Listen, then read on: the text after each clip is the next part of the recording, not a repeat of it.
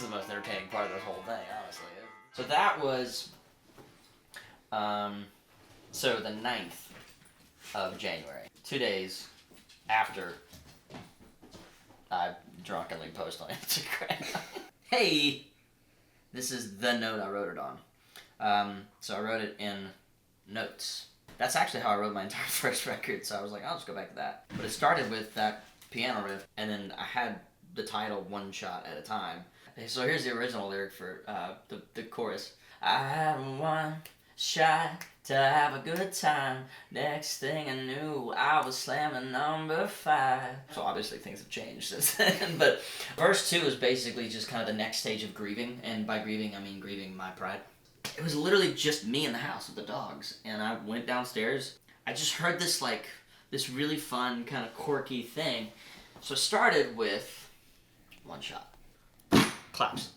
I knew it had to be like super hand clappy. So the pattern, if I'm remembering correctly, which is super weird, but I liked the kind of bounciness of it. This is just my, cheap upright piano that I have downstairs. I do that.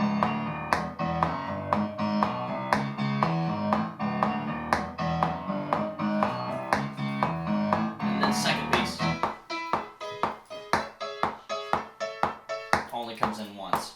But what really made it was Andy went in, so he did all these really cool little flourishes, just kind of around the holes and the spaces that there were.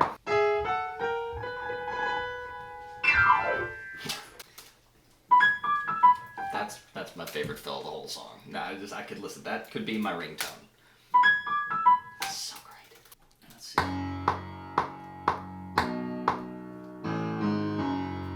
Out of tune as well. The piano hadn't been tuned. So middle of winter, dead of winter, basement. But it totally made it. It's like it had to be out of tune. It had to be goofy. And when I started doing electrics, all of a sudden the chorus was my biggest challenge. Kind of stumbled upon this pattern that was a less busy version of the riff.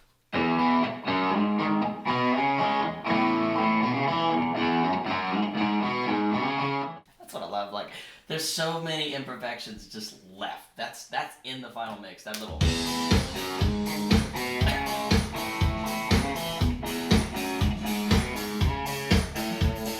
I like the electric bass for the chorus. I mean, it works so great with the electrics.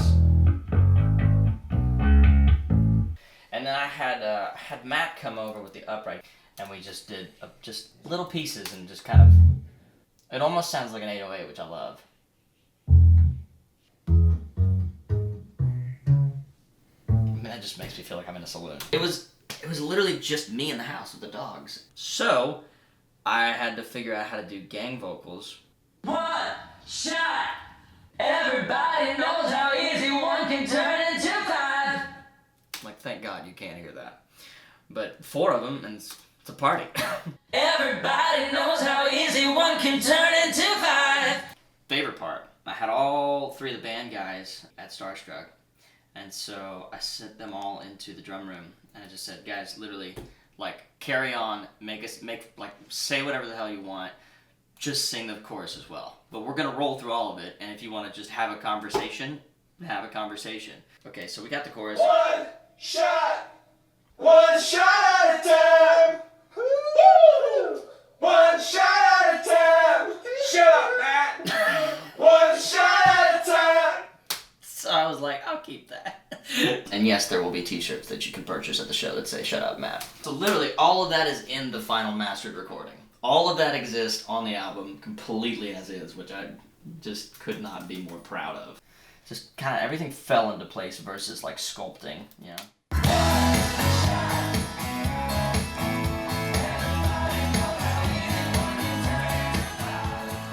And then it was down to little accent pieces like the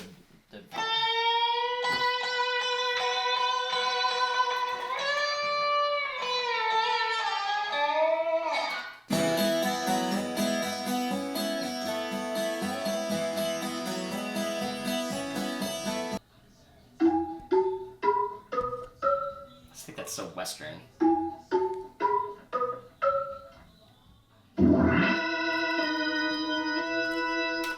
That's all there is to it. it's a simple production on purpose, because it's all about just the goofiness and just not taking itself too seriously.